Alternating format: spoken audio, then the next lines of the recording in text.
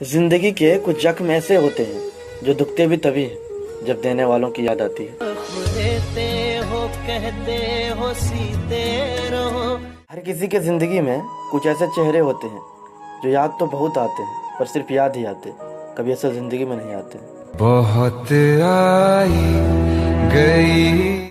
कहीं पढ़ा था मैंने कि तौहीन हो जाती है मोहब्बत की अगर मोहब्बत में जुदाई ना हो। हमसे जुदा हो के थोड़े से हैरान रहते हैं हम उसके कुछ बातों से, कि थोड़े से हैरान रहते हैं हम उसके कुछ बातों से वे जो खुद को हमारा आईना बताते थे।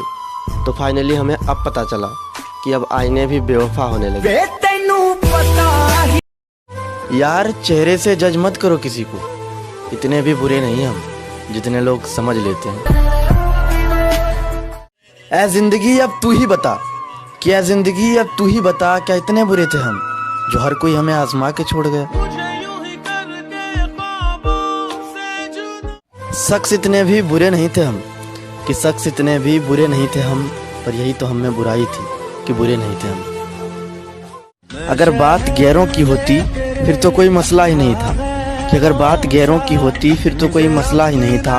हमारे साथ तो दगा भी उन्होंने किया जिसको दर्जा हमने अपनों से भी ऊपर दिया था। चलो मान लिया हर एक बात तेरी कि मजबूरी थी, छोड़ना ज़रूरी था, पर क्या छोड़ने के लिए तो वरना ज़रूरी था। तीरों की इस लड़ाई में बैठे